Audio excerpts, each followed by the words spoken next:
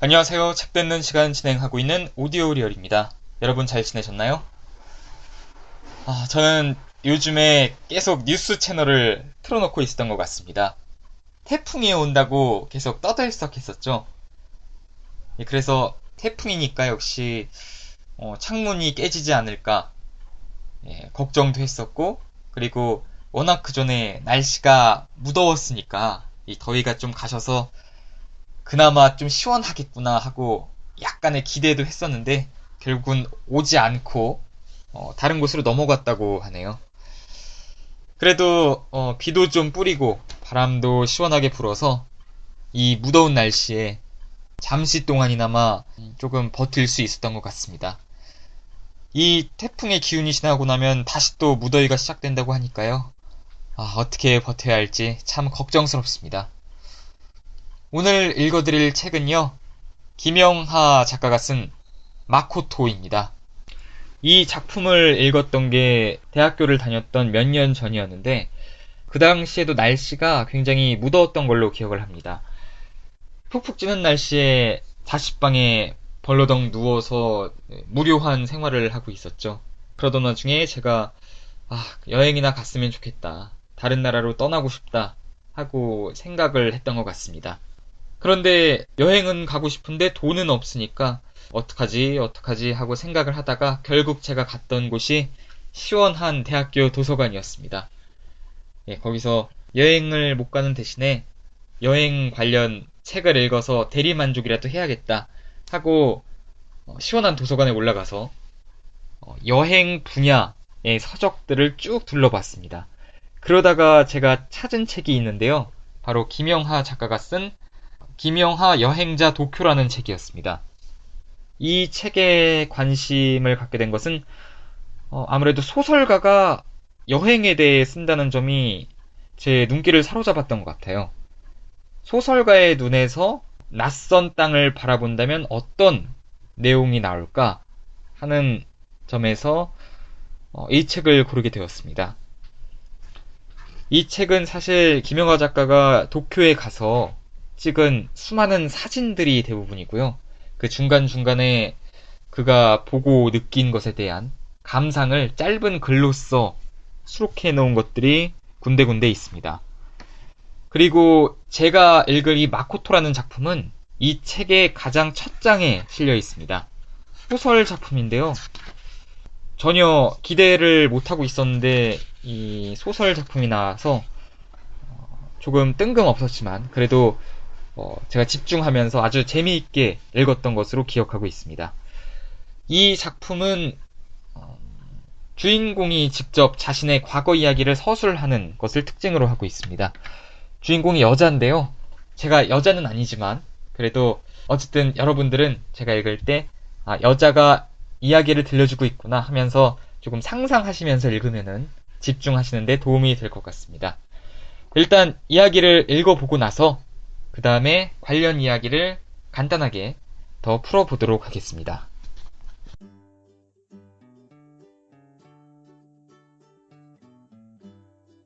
그가 처음 우리 앞에 나타난 것은 2000년 봄이었다. 그때 나는 갓 대학원에 들어와 석사 과정을 밟는 새내기였고 그는 박사과정이었다. 그는 나타나자마자 우리의 주목을 끌었다. 대학원 국어국문과라는 곳은 지루한 동네라서 별것 아닌 일로도 술렁거리거나 뒤숭숭해진다. 뉴스라봐야 고작 선배 중에 누가 어디 자리를 잡았다더라. 아니, 된 줄 알았는데 막판에 물먹었다더라 정도다. 수학과처럼 수십 년간 풀리지 않던 난제를 풀어냈다거나 하는 빅뉴스는 거의 없었다. 간혹 연변에 간 연구자가 월북한 시인의 시를 몇 편 얻어왔다거나 하는 정도가 학문상의 대발견이었다. 천재도 안 나오고 모두의 질투를 한몸에 받는 신화적 스타도 나타나지 않았다. 도서관에 틀어박혀 오래된 자료들을 뒤적이고 있거나 뜬금없이 저 바다 건너 말빨 센 철학자들의 골치 아픈 이론들을 따라잡느라 골치를 썩고 있었다. 한문학을 하는 애늙은이들이 있는가 하면 사전을 편찬한다며 하루 종일 용례를 만들고 있는 어학 전공자들도 왔다 갔다 했다. 그나마도 나 같은 날라리 석사과정에게는 먼 나라 이야기였다.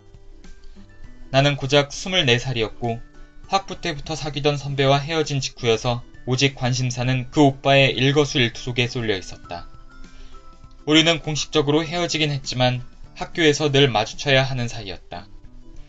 또 그때는 그 죽일 놈의 쿨인가 뭔가 때문에 헤어진 남자하고도 웃으며 만나야 한다는 억압 같은 게 20대 사이에 팽배해 있었다. 우리가 왜 헤어져야 하느냐며 매달리자 그 오빠는 정색을 하고 이렇게 말했던 것이다. 지영아, 너 왜 이래? 너 쿨한 애잖아. 쿨한 거 좋아하시네. 권총이 있으면 그 오빠 머리통에 대고 어서 살려달라고 말해. 안 그러면 쏴버릴 거야. 라고 말하고 싶었다. 그런 상황에서도 쿨이니 뭐니 종알되는지 보게. 그러나 우리나라에선 워낙 총을 구하기가 어려워 그 생각은 포기해야 했다. 나중에 총을 구하거든 꼭 해보리라 생각했지만 총을 구하기도 전에 어떻게 알았는지 오빠가 떠나버렸다. 갑자기 평화봉사단원이 돼서 인도네시아로 가버린 것이다. 난 그런 인간이 제일 싫다. 남한테 몹쓸 짓을 하고 미워할 수도 없게 만드는 인간. 아주 이기적인 것들이다. 마코토가 나타난 것은 바로 그 무렵이었다. 마코토는 훤칠한 키에 짙은 눈썹, 사슴 같은 촉촉한 눈동자로 지루하기 짝이 없는 일상에 신음하던 우리과 여성들 사이에서 바로 주목을 끌었다. 국문과 남자들은 입학할 때 테스토스테론 제거 주사를 맞고 들어오는 게 아니냐는 농담이 여성들 사이에 횡행할 때였다. 멀쩡하던 녀석들도 대학원에만 들어가면 여성적으로 변해 호연치기를 잃고 도서관에만 틀어박혀 있었고 술이라도 한 잔 걸치면 인생 살기 힘들다고 징징거렸다. 국어가 위험하다. 희정이 언니가 그렇게 외쳤을 때 그것은 우리말이 위기에 처했다는 뜻이 아니라 국어 공부가 남성성을 앗아간다는 뜻이었다. 골초였던 희정이 언니는 아예 이렇게 주장하기도 했다. 담뱃값처럼 교양 국어 표지에도 경고 문구를 써야 한다는 것이다. 지나친 국어 공부, 당신의 남성을 약화시킬 수 있습니다. 그런 시답잖은 농담을 하면서 여학생 휴게실의 여자들은 키득거리며 담배를 나눠 피웠다. 당시만 해도 한국으로 유학을 오는 외국 학생들이 많지 않던 시절이었다. 특히 국문학을 공부하러 일본에서 오는 학생은 정말 드물었다. 그런 면에서 마코토는 특별했다. 늘스구레한 노교수부터 우리 같은 학생들까지 모두 마코토에게 관심이 있었다. 그는 그냥 유학생이 아니라 일본 정부가 우리에게 보낸 외교관 같았다. 일본의 고위 관료가 망언을 해서 온 나라가 발칵 뒤집히던 날, 중세 국어를 가르치시는 박정용 교수님이 마코토에게 질문을 던졌다. 마코토군, 자네는 독도가 누구 땅이라고 생각하나? 그러자 마코토는 머리를 긁적이며 이렇게 말했다. 예, 저는 독도는 갈매기들의 것이라고 생각합니다. 한국 축구대표팀이 일본 축구대표팀과 경기를 벌이는 날이면 평소에는 내시 모드로 굽히고 살던 과 남자애들이 갑자기 자기 안의 남성성을 발견하곤 했다. 그런 날이면 일본인 특유의 애매한 미소를 지으며 거절하는 마코토를 굳이 끌고 대형 텔레비전이 있는 술집으로 몰려갔다. 마코토는 축구를 별로 좋아하지 않는다고 말했지만 남자들은 그 말을 잘 믿어주지 않았다. 하는 수 없이 마코토는 2시간 동안 꼼짝없이 붙들려 파란 옷과 빨간 옷을 입은 선수들이 왔다 갔다 하며 공을 주고받는 게임을 지켜봐야 했다. 그냥 도망가지 그랬냐는 내 질문에 마코토는 이렇게 말했다. 축구는 싫어하지만 맥주는 좋아하니까. 한국팀을 응원하면 공짜 술을 실컷 마실 수 있잖아요. 마코토는 나보다 나이가 3살 많았지만 우리는 그냥 마코토 혹은 마코토 씨라고 불렀다. 마코토는 대학의 한국어 과정을 6급까지 마쳐 우리말을 아주 잘했다. 발음이 약간 이상하긴 했지만 혀가 짧은 한국인의 발음과 비슷한 정도였다. 특히 한국 속담이나 사자성어를 아주 좋아해서 말끝마다 사자성어를 넣어 말하곤 했다. 하하, 메로나요? 저야 뭐 언감생심이죠. 그러게 말입니다. 제가 너무 나선 것 같아요. 은인자중해야죠. 만시지탄에 감이 있습니다만. 이걸 저를 주신다고요? 와, 꿩 먹고 알 먹고네요. 이런 식이었다. 솔직히 말하자면 당시 나는 마코토를 짝사랑하고 있었다. 잘생겨서도 아니고 상냥해서도 아니고 그 풍부한 유머 감각 때문도 아니고 그냥 그라는 인간 자체에 대해 관심이 간다. 라고 일기에는 썼지만 지금 생각하면 완전 뻥이었다. 사실 나는 그가 잘생기고 상냥하고 유머 감각이 풍부해서 좋아했던 것이다. 그런데 애써 부인하면서 엉뚱한 얘기만 일기장에 적고 있었다. 하여간 나는 약간 푼수처럼 그의 주위를 맴돌면서 접근을 시도했는데 마코토는 워낙 인기가 많아서 그 사람의 장막을 뚫고 들어가기가 쉽지 않았다. 그래도 나는 여자가 마음먹고 덤비면 웬만한 남자는 결국 넘어온다는 말을 믿고 호시탐탐 기회를 노리고 있었다. 마코토는 일본인이었기 때문에 한자에 아주 강했다. 그래서 나는 가끔 연구실에서 공부하는 그에게 한자를 물어보러 가곤 했다. 그럴 때면 마코토는 에? 이런 걸 모른단 말이야? 하는 얼굴로 싱글거리면서 친절하게 한자를 가르쳐주곤 했다. 그가 하얀 종이에 내가 물어본 한자를 휘갈기는 모습은 참으로 멋있었다. 한자는 또 어찌 그렇게 잘 쓰는지. 아, 그의 품에 안겨서 사자성어놀이나 하면 얼마나 좋을까 생각도 해봤지만 연구실에는 다른 언니들이 많았다. 언니들은 이년아 우리가 네 수작을 모를 줄 알아? 하는 매서운 눈초리로 나를 노려보고 있었다. 지영아 너 되게 예뻐졌다 라면서 또 나갈 때는 근데 갑자기 왜 그렇게 공부를 열심히 해? 하면서 잘하면 교수 되겠다 한문학 교수 라고 비아냥거리곤 했다. 하여간 여자들이란. 마코토는 워낙 엉뚱한 소리를 잘해서 나중에 우리는 그가 웬만한 소리를 해도 하나도 놀라지 않게 됐다. 한 번은 몇 명이 같이 식당에서 밥을 먹고 올라와 벤치에 앉아 자판기 커피를 마시다가 화제가 친일 문제로까지 흘러가 버렸다. 국문과에서 공부를 하다 보면 그 문제를 피해갈 수가 없다. 일제시대는 36년간이나 지속됐고 많은 작가가 자발적이든 아니든 그 문제와 관련돼 있었다. 그 문제를 피해갈 수 있었던 작가들은 요절했거나 국내에 없었기 때문에 몇 명밖에 존재하지 않았다.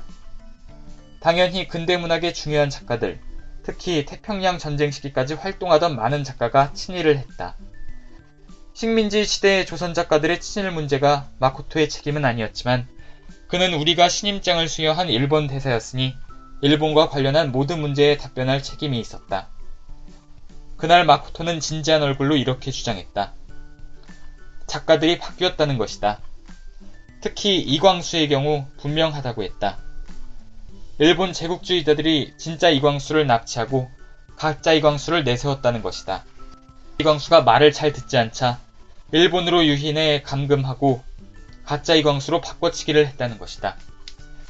그래서 40년대 이후의 이광수는 더 이상 조선어로는 글을 쓰지 못했고 썼다 해도 별 볼 일 없었다는 것이다.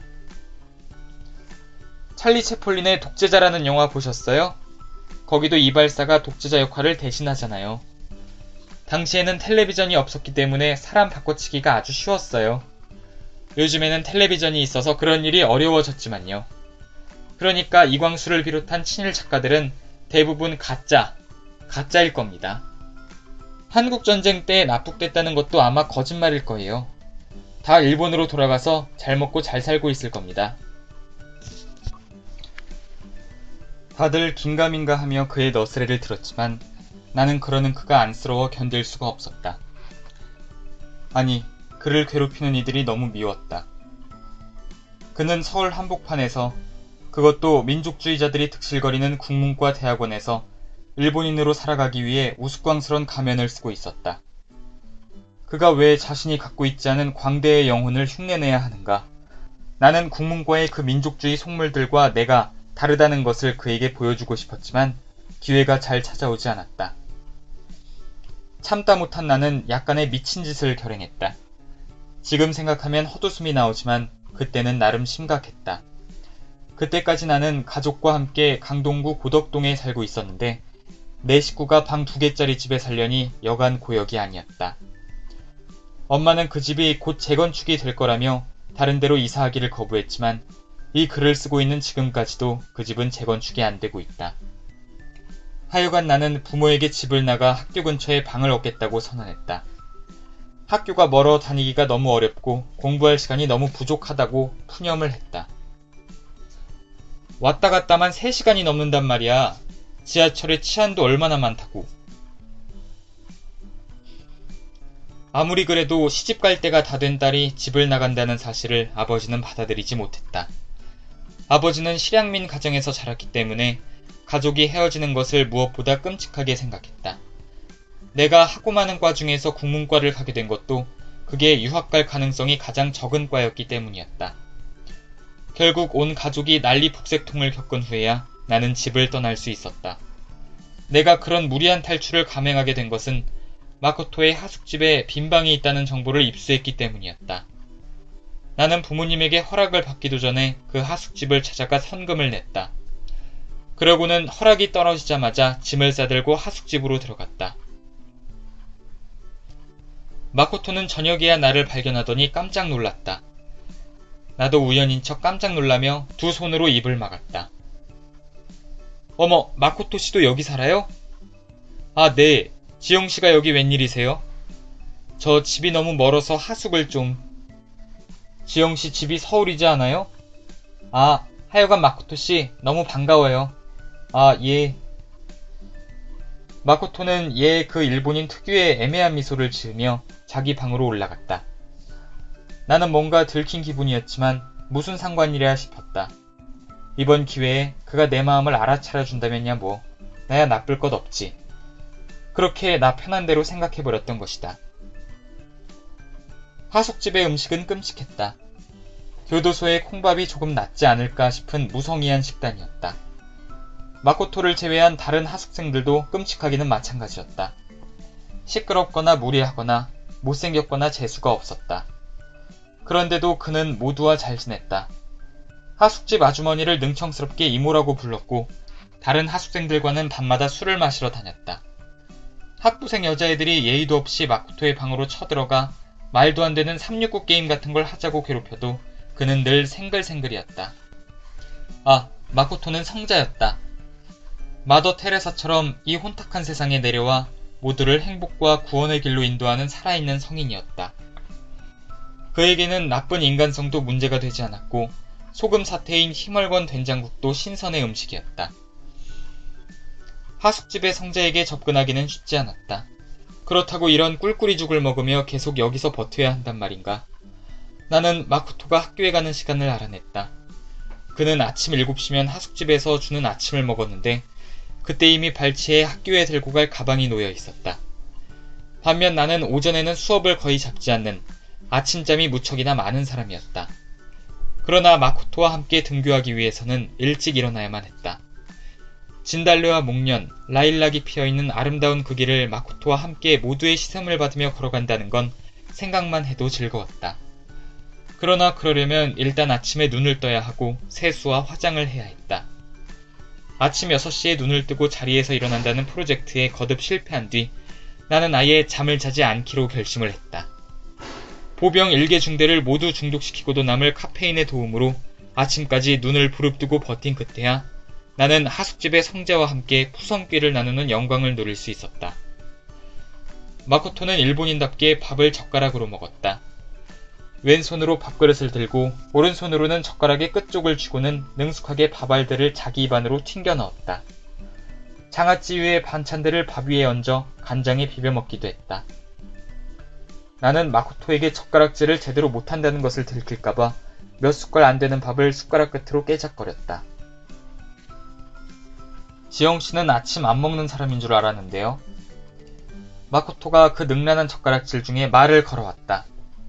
아니, 나한테 관심이 있었단 말이야? 어디서 들으니 아침을 먹으면 건강에 좋다고 해서 이제 먹으려고요. 마코토 씨는 아침 꼭 드시나 봐요. 하숙집의 다른 여우들이 어이구 놀고 있네 라는 표정으로 나를 바라보고 있었다. 잘 먹어야죠. 이게 다 먹고 살자고 하는 건데요. 마코토의 말에 여우들이 자지러지듯 웃어댔다. 마코토 씨 한국말 너무 잘하신다. 아리가토 고자이마시다. 마코토가 이번에는 일본말로 장난스럽게 답례를 했다. 내가 보아하니 그 하숙집의 여우들 중 한두 명은 분명 나처럼 밤을 새는 것 같았다. 눈이 퉁퉁 부어 있었는데 어느새 화장까지 다 마친 상태였다. 어쨌든 나는 상쾌한 아침 공기를 가르며 마코토와 함께 학교까지 걸어갈 수 있는 기회를 잡았다. 하숙집의 그 끔찍한 식사와 소란스런 밤과 냄새나는 이불까지 모두 용서할 수 있을 것 같은 아침이었다. 마코토 씨는 왜 한국에 왔어요? 그게 고등학교 때 여자친구를 사귀었는데요. 그 친구가 제1이었어요. 국적은 조선이었고요. 그래서 도대체 조선이 어디 있는 나라야? 지도에서 찾아보니 아주 가까웠습니다.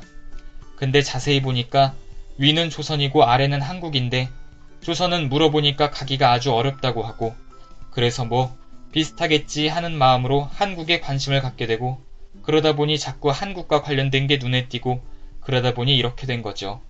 그 여자친구하고는 어떻게 됐어요? 대학에 들어가서 와세다요? 어떻게 아세요? 아, 학기 초에 자기소개할 때 들었어요. 얘기 안 한 것 같은데. 마코토는 고개를 갸웃거렸다. 나는 얼른 화제를 돌렸다. 어쨌든요, 대학에 들어가서요. 여자친구는 대학에 진학하지 않고 조선인들을 대상으로 하는 신용협동조합의 격리로 취직을 했어요. 그래도 계속 만나고 있었는데 어느 날 그 친구 아버지하고 삼촌들이 왔어요. 삼촌이 10명이나 되는 사람은 처음 봤어요. 아버지가 뭘 하셨는데요? 빠칭코 업체를 운영하는 분이셨는데요. 업소가 도쿄에 5군데, 오사카에 3군데 있다고 하시더군요. 그러면서 내 딸하고는 앞으로 만나지 마라. 대신 우리 가게 오면 좋은 기계 앞에 앉혀주지. 무슨 뜻인지 알지? 그러시는 거예요. 그게 무슨 뜻인데요? 그게 자꾸 얼쩡거리면 쥐도 새도 모르게 죽여서 도쿄만에 던져버린다는 뜻이었겠죠? 정말요? 설마. 그 삼촌들을 직접 보셨다면 아마 금방 이해가 됐을 거예요. 그야말로 백척간두의 풍전등화였죠. 그래서 어떻게 하셨어요? 호랑이 굴에 끌려가도 정신만 차리면 산다고 하잖아요. 그래서 정신을 똑바로 차리고 그렇게 하겠다고 했죠.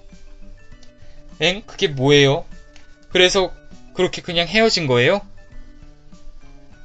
마코토는 그걸 묻는 내가 이상하다던 듯 발걸음을 멈추고 눈을 동그랗게 뜨며 되물었다.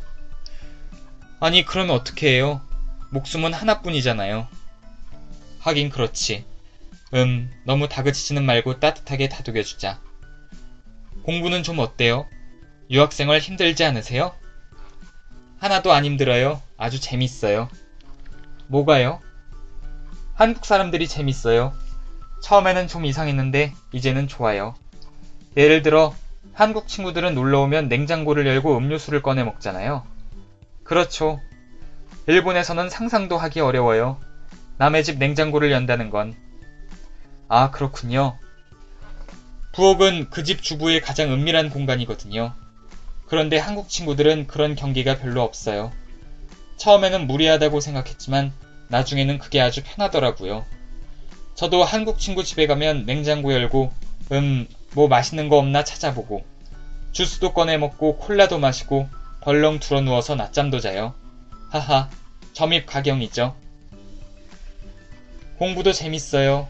일제시대의 경성이라는 공간도 흥미롭고요. 도쿄보다 훨씬 재밌는 것 같아요. 논문은 뭘로 쓰실 거예요?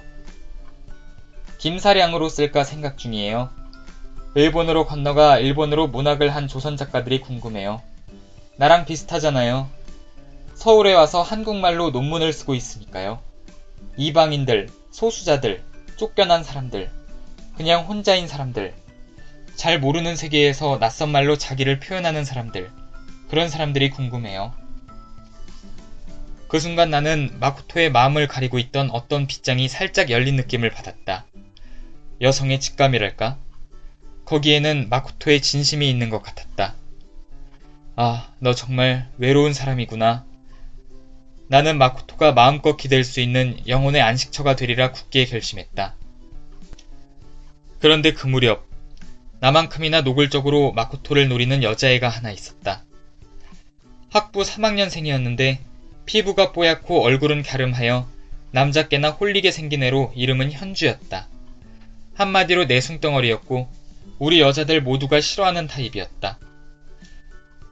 화장법도 특이해서 얼굴을 푸르댕댕한 좀비처럼 보이게 만들었는데 이게 여자들한테는 뜨악해도 남자들한테는 효과가 있었다.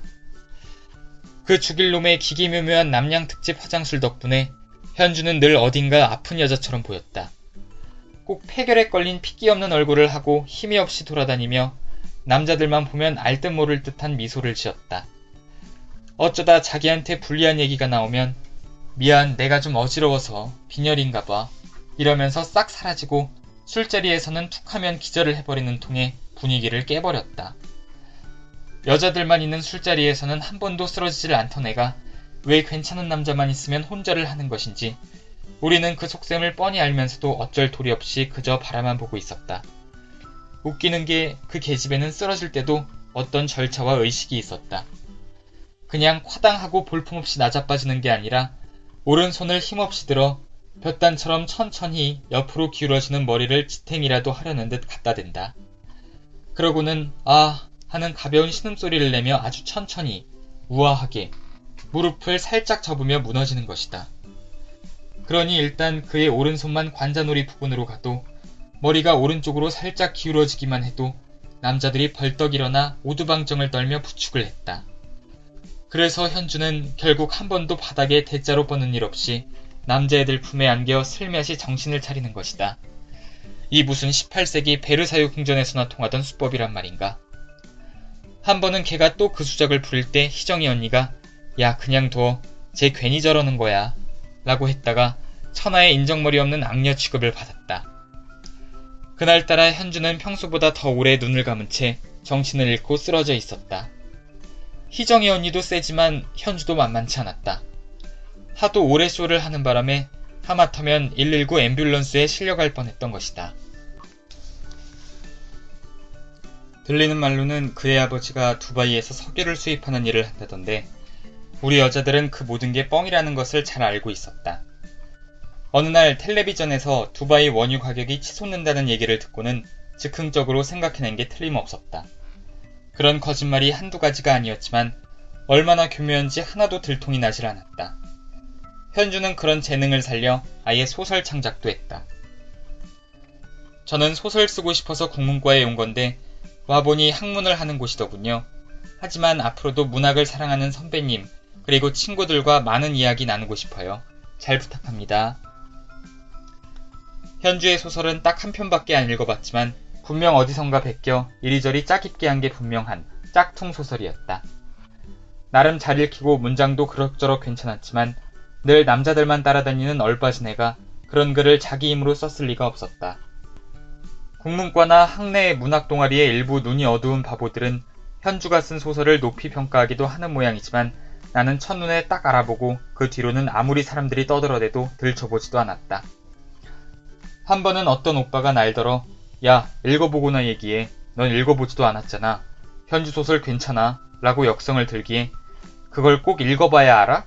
하면서 따끔하게 한마디 해준 적도 있었다. 남자들은 현주에게 한 번 넘어가면 아주 정신을 못 차렸다. 현주는 불쌍한 애, 착한 애라고 단정을 짓고 그런 선입견에 입각해 소설을 읽으니 다 좋아 보이는 것이다. 그래가지고 무슨 문학을 전공한다고. 하여간 남자를 홀리는 현주의 재능 하나만큼은 탁월했다. 언젠가 한번 연구해볼 가치가 있다고는 생각하고 있었다. 그리고 나와 관계만 없다면 나도 신경 쓰지 않고 살아가려고 마음도 먹고 있었다. 문제는 이 계집애가 마코토를 노리기 시작했다는 것이다. 이상하게 마코토가 나타나는 술자리에는 꼭 요게 와서 앉아있거나 나중에라도 나타났다. 나는 혹시라도 얘가 또 기절을 해서 마코토의 넓은 품에 안기는 일이 없도록 늘 곁에서 밀착 마크를 했다. 마코토와 현주가 붙어 앉아있으면 화장실에 가는 척하고 나갔다가 돌아와 굳이 그 가운데로 끼어들어 둘 사이를 갈라놓았다. 그리고 현주에게 다정하게 말을 걸고 관심을 보여 기절할 틈을 내주지 않았다. 나는 농구 천재 허재를 막아야 하는 상대팀의 선수처럼 한시도 그에게서 눈을 떼지 않았다. 패스는 차단하고 슛은 막고 해야 했다. 그러나 현주는 역시 현주였다.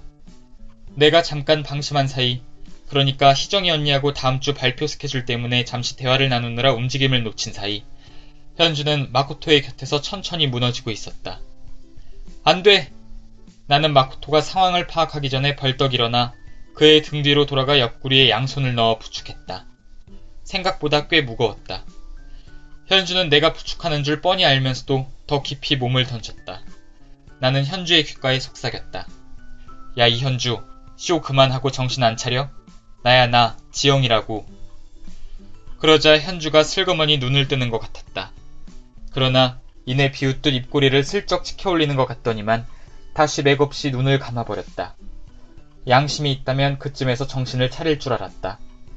그러나 그건 그 애를 과소평가한 것이었다.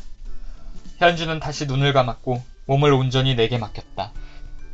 나는 그 애를 품에 안은 채 무게를 감당하지 못해 뒷걸음질을 치다가 결국 바닥에 엉덩방아를 짚고 말았다. 나는 해부실의 개구리처럼 우스꽝스럽게 대자로 낮아빠졌지만 현주는 잠자는 숲속의 공주처럼 마치 100년 동안 편안히 자고 있었다는 듯 내 몸 위에 살포시 자기 몸을 포갠 채 쓰러져 있었다. 그제야 바로 옆에 있던 마코토가 내게서 현주를 낚아채 자기 등에 들쳐업었다. 그러고는 원망하는 눈길로 나를 쳐다보더니 현주를 업은 채 술집 밖으로 나가 내달리기 시작했다. 그 순간 나는 현주와 마코토가 내가 생각한 것 이상으로 이미 진도가 많이 나가 있다는 것을 깨달았다. 이것도 그냥 여자의 직감이라고 밖에는 말할 수 없는 것이었지만 하여간 내가 그 둘의 사이를 제대로 알게 된 것은 바로 그 순간이었다. 듣자 하니 현주는 동네 무슨 한방병원에 가서 침도 맞고 링거도 맞고 뭐 이런저런 별 필요도 없는 처치를 받고서야 정신을 차렸다고 한다. 그러거나 말거나. 그 기절 사건 이후로 현주는 대놓고 마코토의 하숙방을 방문하기 시작했다. 마치 뒤늦게 부모의 허락을 받은 청소년 커플 같았다. 우리 사이 다 아시잖아요. 이렇게 공개적으로 하는 게 더 건전하지 않습니까? 라고 말하는 것만 같았다. 그렇게 둘이 시시덕거리는 하숙집에 함께 있는 건 너무 고통스러운 일이었다. 나는 과 조교로 자원했고 학교에서 많은 시간을 보내게 되었다. 그러나 그렇다고 둘을 피할 수는 없었다. 한 번은 강의 배정 문제로 공동연구실에 있는 시간 강사 선배를 찾아갔다가 둘과 딱 마주한 일이 있었다. 연구실에는 내가 만나러 간 선배는 없고 마코토와 현주만 있었는데 흐트러진 옷 매무새, 이상하게 어질러진 색상이 눈에 들어왔고 공기 중의 감도는 달콤한 비린내 같은 게 방에 들어서자마자 훅 끼쳐들었다. 둘은 당황한 빛이 역력한 얼굴로 허둥댔다. 369 게임을 한 게 아닌 것만은 분명했다. 아, 선영씨 무슨 일로? 마코토가 더듬거리며 물었다. 저 선영이가 아니라 지영이에요. 영진 선배한테 뭘 좀 물을 게 있어서 왔는데 안 계시네요. 근데 현주는 여기 웬일이니? 현주는 아무 말도 하지 않았다. 도대체 이런 상황에서 대답이 왜 필요하냐는 듯 태연한 얼굴로 나를 빤히 쳐다볼 뿐이었다. 야, 너 블라우스 3번째 단추 풀렸다. 라고 말해주고 싶었지만 나는 그냥 얌전히 물러나왔다. 그리고 그날 이후로 마코토에 대한 마음을 접었다. 현주의 하숙집 출입은 점점 더 잦아졌고 그에 따라 내 기상시간은 점점 더 늦어졌다. 그리고 마침내는 하숙집을 떠나 고덕동의 집으로 돌아갔다. 다니기 힘들어 죽겠다더니 왜 기어 들어왔느냐고 엄마가 물어보는 순간 나도 모르게 서러운 눈물이 확 터져 나왔다. 눈물을 감추기 위해 엄마를 와락 껴안고 나는 7살 이래로 가장 서럽게 엉엉 울었다. 엉엉 밥도 너무 맛이 없고 반찬도 거지 같고 하숙집 아주머니도 무섭고 하숙집 사람들은 서울내기라고 따돌리고 엉엉. 엄마는 이해를 하는 것 같지는 않았지만 그냥 받아주었다. 하숙집 밥이 맛이 없으면 얼마나 없다고 그렇게 서럽게 울겠는가 말이다. 나는 석사과정을 끝으로 학교를 떠났다. 공부를 더 하고 싶지는 않다고 친구들에게 말하고 다녔지만 실은 마코토와 더 마주치고 싶지 않았기 때문이었을 것이다. 몇 년 후 마코토가 김사량을 다룬 논문으로 박사학위를 땄다는 소식도 몇 달이 건너 전해 들었다. 논문이 꽤 훌륭해서 선생님들이 상당히 자랑스러워했다고 한다. 설마 이광수가 가짜다 식의 황당한 이야기를 쓰지는 않았겠지 라고 혼자 생각하며 피식 웃었던 기억이 난다. 그러나 그때는 그에 대한 감정이 차가운 재처럼 식어 있어서 그냥 그런가 보다 했었다. 나는 광고회사에 취직을 했는데 회사에서는 단지 내가 제일 젊다는 이유 하나만으로 온라인 광고 일을 맡겼다. 그때만 해도 온라인 광고라는 게 초창기여서 사람들이 온라인에서 마케팅을 한다고 말하면 차라리 하늘에 애드벌룬을 띄우라고 비아냥거리던 시절이었다. 개봉 영화도 신문과 거리 포스터 광고가 마케팅의 전부였고 대기업들은 텔레비전과 신문 말고는 매체로 치지도 않았다. 그러니 거의 맨땅에 헤딩하는 기분으로 시작해야 했지만 포털 업체들이 융성하면서 온라인 광고 시장은 급속하게 성장하기 시작했다.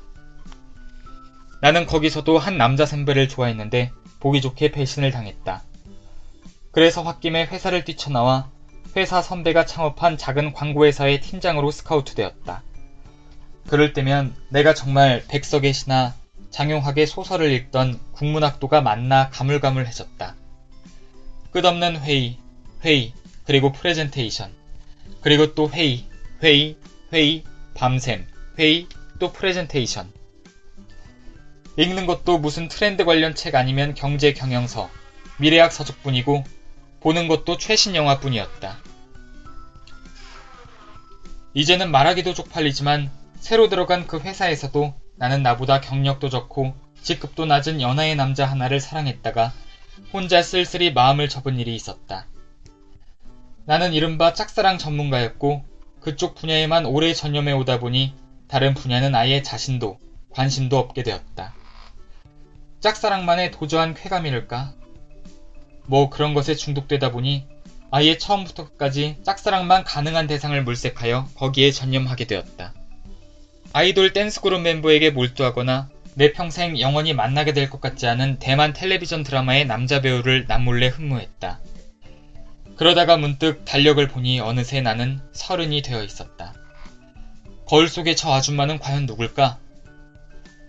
루이비통 스피디백을 들고 어디든지 출동할 자세가 되어 있는 머리 질끈 동여맨 전투적인 여성이 정말 나란 말인가? 현주가 뇌종양으로 수술을 받다가 죽은 것은 바로 그 무렵이었다. 전화를 걸어 소식을 전해준 사람은 그때까지도 대학원에 남아있던 희정이 언니였다. 처음에는 그것마저도 현주 특유의 뻥으로 치부하려 했지만 이내 자기가 죽었다는 얘기까지 거짓말을 할 수 없다는 것을 깨닫게 되었다. 듣자 하니 장례식장은 평소에 현주답지 않은 너무나도 초라한 작은 병원의 영안실이었고 발인은 그 다음 날이라고 했다. 나는 가지 않았다. 그때는 그냥 몸이 안 좋아서라고 스스로 변명했지만 지금은 그 이유를 안다. 현주의 소설을 읽지 않은 것과 똑같은 이유에서였다. 나는 현주가 정말 죽었을까봐 가지 않았던 것이다. 현주는 거짓말쟁이고 불려오고 내숭쟁인데 그건 정말 확실한데 그런 계집애가 관 속에 누워서 나를 비웃고 있을 생각하니 도저히 갈 수가 없었던 것이다. 그리고 거기서 분명 마코토가 슬픈 얼굴을 하고 현주의 영정 앞을 지키고 있을 게 아닌가. 나는 기절하는 현주를 부축할 때와 비슷한 열패감에 사로잡혔다. 왜 현주는 나보다 뭐든지 폼나는 거야? 죽어도 왜 뇌종양 같은 깔끔하고 근사한 걸로 죽는 거야? 에이즈나 장티푸스 같은 것도 있잖아. 언제나 그렇게 사람들의 주목을 받아야겠어? 현주는 죽기 직전에야 등단을 했고 3편의 단편소설을 남겼다. 습작으로 쓴 소설까지 더해 등단을 시킨 출판사에서 유고소설집을 내주었지만 나는 읽지 않았다. 저자 사진이 너무 예쁘고 신비롭게 나왔을까봐서였다.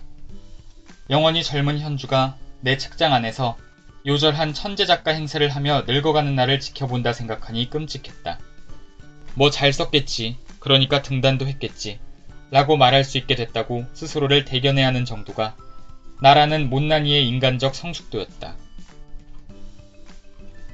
또 몇 년의 세월이 흘렀다. 중국 대륙에서 날아온 황사로 온 대기가 뿌연 봄날에 나는 지금 긴자의 커피숍에서 마코토를 기다리고 있다. 저기 카페의 유리문을 열고 마코토가 들어오는 것이 보인다. 벌써 카페가 환해지는 것 같다. 그가 두리번거리며 나를 찾는다. 그의 눈길이 나를 훑고 지나간다. 그는 나를 발견하지 못하고 다시 한번 카페를 둘러본다. 나는 손을 들거나 아른 체를 하지 않고 눈을 내리깔고는 그가 나를 알아봐 주기를 기다린다. 마침내 그의 시선이 다시 내 몸에 와닿는 것이 느껴진다. 그제야 그가 내 쪽으로 다가온다. 나는 깜짝 놀란 척하며 고개를 든다. 안녕하세요. 내가 인사를 하자 마코토가 활짝 웃으며 같이 인사를 한다. 안녕하세요. 오랜만입니다. 이게 얼마만인가요? 세월이 참 살과 같이 흘러가는군요. 이상한 말 쓰는 건 여전하시네요. 세월이 살과 같이 흐른다. 이거 이상해요? 아니요, 그냥 노인네 같아서요. 젊은 사람들은 잘 안 쓰니까요. 아, 저는 몰랐습니다. 지영씨는 보자마자 잔소리군요. 나는 마코토의 얼굴을 찬찬히 뜯어본다. 그도 시간의 공격을 피해가지 못했다. 흰머리가 나기 시작했고 눈가에는 잔주름이 자글자글했다. 밝고 명랑하던 서울에서의 모습은 많이 사라지고 이제는 어딘가 조금 지치고 피로한 중년의 사내가 되어가고 있었다. 잘 지내셨어요? 도쿄에는 어쩐 일이세요? 마코토가 커피를 주문하며 물었다. 나는 핸드백에서 명함을 꺼내 마코토에게 건네주었다. 회사에서 출장을 보내서 여기저기 어슬렁거리다가 희정이 언니를 딱 만났지 뭐예요. 시부야 한복판에서요. 그렇게 사람이 많은 데서요? 언니가 그러는 거예요. 너 서울에서는 코빼기도 안 보이더니 어떻게 시부야에서 딱 마주치냐. 그러게요. 까마귀 날자 배 떨어졌네요. 그건 좀 아닌 것 같은데요? 아, 그런가요? 하하. 마코토가 쑥스러운 얼굴로 머리를 긁적였다. 학회에서 언니 보셨죠? 네, 어제요. 학회에 있을 때마다 가끔 만나죠. 저하고 연구 분야가 비슷하니까요. 보면은 늘 씩씩해요. 마코토는 학위를 마치고 일본으로 돌아가 도쿄의 한 대학에서 자리를 잡았다. 그러나 문학 선생이 아니라 한국말 선생으로였다. 그래도 한국에서든 일본에서든 한국 근대문학에 관한 학회가 열리면 참석해서 학자로서 의견도 발표하고 친분도 쌓고 그러는 모양이었다. 이번 학회는 도쿄에서 열렸고 주제는 식민지 시대의 조선의 카프와 일본의 나프가 어떤 영향을 주고받았는지에 대한 것이라고 했다. 드립으로 내린 진한 커피가 나오고 우리는 맞선을 보는 남녀들처럼 서먹하게 커피를 마셨다. 옛날에 같이 알던 사람들을 화제로 한 이야기는 곧 미천이 떨어졌다. 아, 그래요? 잘 됐네요. 어머, 정말? 전 몰랐어요. 참, 누구누구 기억나요? 그래요, 그 오빠. 결혼했죠. 박사 땄대요. 등등등의 재미없는 화제들.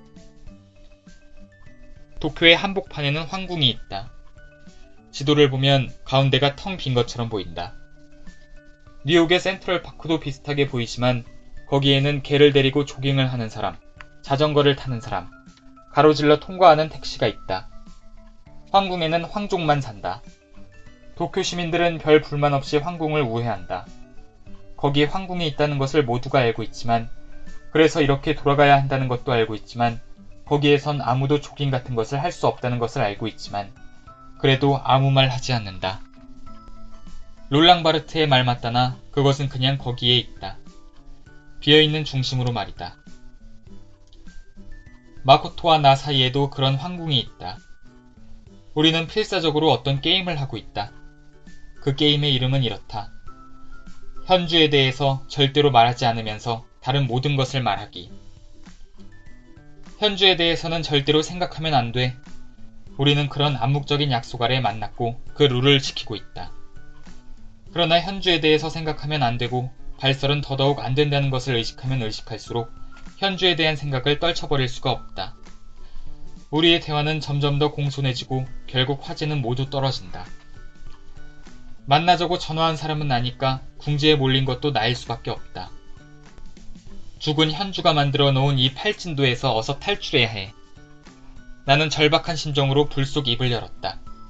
그런데 나온 게 하필 이런 말이었다. 옛날에 내가 마코토 씨 좋아했던 거 알아요? 말해놓고 나니 재난이었다. 평생 단 한 번도 한 적이 없는 짓을 왜 긴자 한복판에서 저질렀단 말인가? 그는 내가 갑자기 자기 얼굴에 물이라도 뿌린 것 같은 표정으로 나를 바라보았다. 그러다가 내 얼굴에서 뭘 봤는지 모르겠지만 갑자기 부드러운 표정을 지었다. 그러고는 갑자기 두 손을 자기 무릎에 얹고 고개를 숙여 절을 했다. 어쨌든 미안하게 됐습니다. 저는 전혀 몰랐습니다. 용서해주세요. 아니, 이 사람아, 내가 지금 용서받자고 이러는 게 아니잖아. 마코토는 정말 내 용서를 받겠다는 듯 숙인 고개를 들지 않았다. 나는 뭐라도 말해야 하는 상황이었다. 아니, 왜 이러세요? 그냥 농담이에요. 마코토 씨 놀리려고 그런 거예요. 고개 드세요, 제발. 마코토는 고개를 들고 어딘가 멋쩍은 얼굴로 커피를 한 모금 마셨다. 나는 변명처럼 덧붙였다. 그땐 어렸잖아요. 그런 내 눈을 똑바로 응시하며 그가 정색을 하고 물었다. 그럼 지금은 절 좋아하지 않습니까? 진담인지 농담인지 알 수 없는 묘한 표정이었다. 남자하고 이런 감정 노름을 거의 해본 적 없는 나로서는 도대체 어떻게 대처해야 좋을지 알 수 없었다. 쿵쿵 가슴이 거세게 콩닥거리고 얼굴로 피가 몰려 심이 화끈거렸다. 나이 32에 이 무슨 촌스런 작태란 말인가. 나는 화장실에 가야겠다고 말하고 황망히 자리에서 일어났다. 일본의 카페들은 하나같이 테이블도 작고 의자도 작고 통로도 좁다. 화장실에 가자면 마코토가 앉아있는 의자와 벽 사이를 겨우 통과해 가야만 했다. 허벅지에 살 붙은 거 다 탄로나겠군. 그 와중에도 그게 걱정이 됐다. 요란스럽게 자리에서 일어난 내가 숨을 들이마시고 마코토 옆을 지나가는 순간 누군가 뒤에서 내 옷깃을 잡았다. 아, 이러지마 마코토, 제발.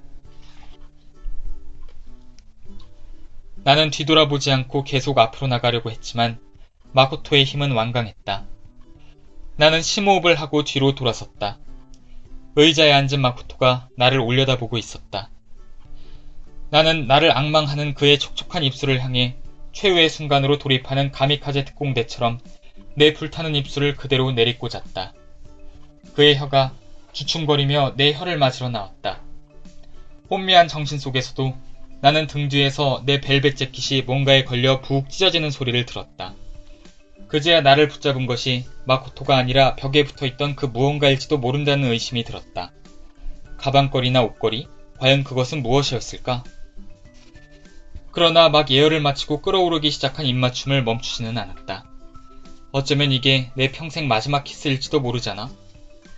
나는 약해지려는 마음을 다잡으며 뜨겁고 축축한 필생의 키스를 그에게 퍼부었다. 마코토가 두 팔을 뻗어올려 허공에서 휘청대는 내 허리를 감아 안았다. 도둑 키스와 어설픈 포옹은 생각보다 오래도록 지속되었고 나는 거기가 어디인지 내가 누군가와 키스를 하고 있는지조차 까맣게 잊어버렸다. 아득해지는 감각 속에서 나는 내 영혼이 마치 잘 맞은 야구공처럼 펜스 너머 저 광대한 우주로 하나의 작은 점이 되어 사라져가는 것을 망연히 바라보았다. 그리고 암전.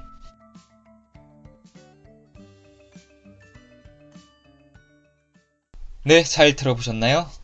김영하 작가가 쓴 마코토를 같이 읽어봤습니다. 저는 이 작품을 처음 읽었을 때 가장 흥미로웠던 곳이 전반부에 화자가 마코토에 대해서 설명을 해주는 부분이었습니다. 이 작품의 배경이 되는 곳은 한 대학교의 국어국문학과입니다. 국어국문학과라고 한다면 대학교 과 중에서 가장 한국적인 문화를 배우고 또 한국적인 성격을 갖고 있는 사람들이 응집되어 있는 곳이죠. 그래서 이 작품에 나온 것처럼 남학생들도 대학교 도서관에만 계속 공부에 몰두해서 처박혀 있다가도 일본과 축구를 한다는 소식에 벌떡 일어나서 호프집으로 몰려가기도 하고요. 그리고 교수님이 일본인인 마코토에게 독도가 누구 땅이냐고 생각하느냐 하면서 아주 노골적으로 정치적인 질문을 던지기도 합니다. 이러한 상황 속에 마코토라는 일본 사람을 집어넣음으로써 마코토는 자연스레 일본인을 대표하는 캐릭터가 될 수밖에 없습니다. 앞서 설명드린 것처럼 정치적인 상황 그리고 정치적인 질문들이 쏟아지기 때문에 마코토가 그러한 질문들에 대해서 대답을 하려면 일본인의 성격을 아주 짙게 대표하는 캐릭터를 만들 수밖에 없었겠죠. 그러니까 이 초반의 설명부를 통해서 독자인 우리는 김영하 작가가 무의식 속에서 생각하는 일본인의 대표적인 성격들을 밀집시켜서 만든 인물이 바로 이 마코토구나 하고 추측을 할 수가 있습니다. 이 마코토라는 작품을 김영하 작가가 이 여행 책에 나온 것처럼 일본을 갔다 와서 쓴 것인지 아니면 일본을 가기 전에 쓴 것인지는 저는 정확히 모르겠습니다. 하지만 김영하 작가가 생각하는 일본인의 성격이 그대로 묻어있는 캐릭터가 이 작품 속에 마코토라는 인물이라는 점에서 저는 상당히 흥미를 느꼈습니다. 실제로 몇몇 부분에서 우리나라 사람들과는 다른 마코토의 성격이 나오는 부분이 군데군데 있죠. 예컨대 냉장고를 다른 아무리 친한 사이여도 함께 공유하지 않는다든지, 아니면 굉장히 예민한 질문들, 친일 행위를 한 한국의 문학인들에 대해서 어떻게 생각하느냐 라는 질문에 대해서 어처구니 없는 농담을 하면서 긍정적인 가면으로 포장을 한 것 같은 그런 식의 행동을 한다든지 하는 여러 가지의 상황들, 대처 방식이 김영하 작가가 생각하는 일본인들의 보편적인 모습은 이러한 것이구나 라고 우리가 추측을 할 수가 있습니다. 이 작품이 김영하 작가의 여행 서적의 맨 앞부분에 실려있다는 점에서 봤을 때 이 작품은 책의 서문을 소설 형식으로 바꿔 쓴 게 아닐까 하는 생각도 해볼 수가 있을 것 같습니다. 김영하 작가가 일본을 갔다 오고 나서 제가 생각한 일본의 모습은 이랬습니다 라는 것을 썼을 수도 있고요. 아니면 일본을 갔다 오기 전에 제가 생각하는 일본의 모습은 이렇습니다 라고 말하는 것을 소설로 돌려서 표현하는 것일 수도 있겠죠. 그러니까 우리나라의 국어국문학과라는 한국적인 곳에 마코토라는 인물 단 한 명을 집어넣음으로써 이 마코토를 통해서 일본인에 대한 이미지를 우리에게 선명하게 보여주는 거죠. 그런 점에서 상당히 흥미로운 작품이라고 할 수 있겠습니다. 네, 이제 마칠 시간이 됐습니다. 오늘 방송 재밌게 들으셨나요? 혹시 아직 구독 버튼을 누르시지 않은 분들은 한 번씩만 구독을 부탁드리도록 하겠습니다. 네, 그러면 다음 시간에 또 다른 재미있는 작품으로 찾아뵙도록 하겠습니다. 안녕히 계세요.